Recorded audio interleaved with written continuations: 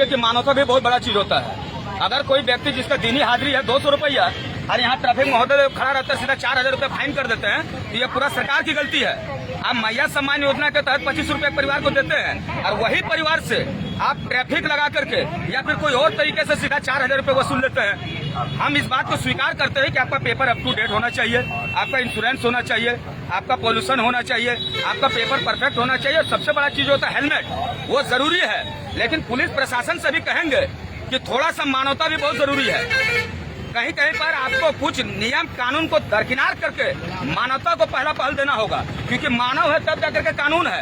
अगर कानून है और मानव ही ना रहेगा तो ऐसा कानून बेकार है। हम प्रभारी साहब को बोले, एक व्यक्ति है बताइए जिसका मतलब दैनिक हाजिरी 200 रुपया है और आप उसका 3000 रुपया फाइन काट दीजिएगा, कहाँ का न्याय है जी? कहाँ का न्याय है? थोड़ा सा आप उन लोगों को एक वार्निंग दीजिए।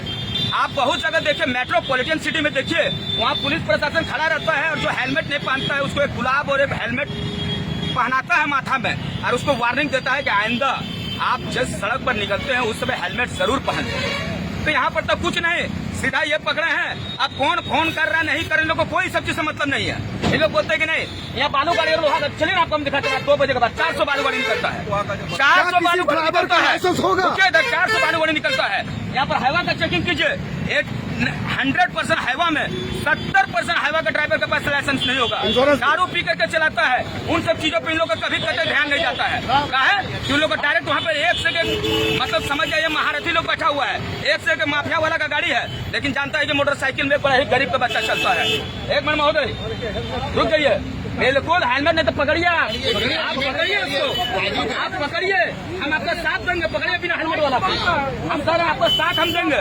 दिखाइए उसको अगर हेलमेट नहीं पहना है तो देखिए उस चीज को। अगला जी, अगर आप इसका समाधान किस तरह देखते हैं? नहीं, समाधान का मतलब क्या है? सरकार समझ जाइए कि जनता को इस प्रकार से मतलब एक घेराबंदी में घेर रही है कि वो अपना नाम भी कमा ले और पब्लिक को डायरेक्ट जो होता है उसका पैसा उसका पॉकेट से निकाल ले। गलत बात है, आप वार्निंग दीजिए, क्योंकि गोविंदपुर एक ऐसा जमीन है, एक ऐसा धरती है जहाँ पर आप पता कीजिएगा तो 90% लोगों का 300 रुपया दैनिक हाजिरी है।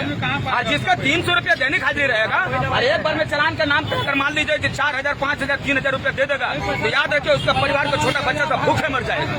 लाइसेंस विभाग में भी लाइसेंस का काफी मूल्य बढ़ा दिया गया। विभाग में तो समझिए एक मजाक बना दिया। आप जाइए 6000 रुपया लेगा लाइसेंस विभाग वाला आपको एक लाइसेंस बनाने में।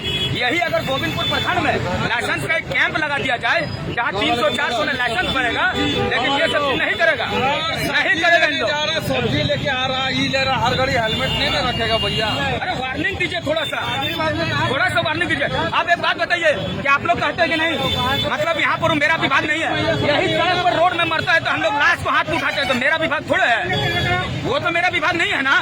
लेकिन हम लोग सड़क पर लाश को उठा करके एम्बुलेंस में डालते हैं, तब क्यों जनता नहीं कहता कि मेरा विभाग नहीं? आप अपना ड्यूटी को जिम्मेदारी से निभाइए। कह सकते हैं कि सुदूर ग्रामीण क्षेत्र है तो थोड़ा सा नर्मदिली दिखाना, थोड़ा सा नर्मदिली की हम बात नहीं कर रहे हैं, थोड़ा सा कम से कम हमदर्दी, इंसानियत दिखाइए। इसमें से जितना भी बच्चा लोग खड़ा हुआ देखिए ना जी, 300 रुपया मजदूरी है, 300 रुपया मजदूरी है। हमने मानवता का बात किया है, कानून को हमने कभी उल्लंघन नहीं किया।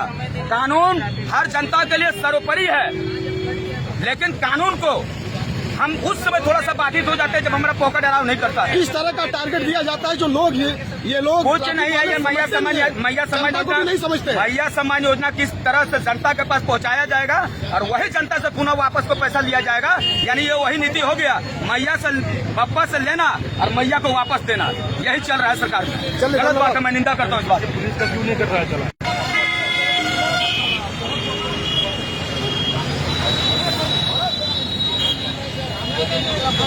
हम लोग लाश यहाँ उठाते हैं, लाश उठाते हैं रोड पे खड़ा होकर।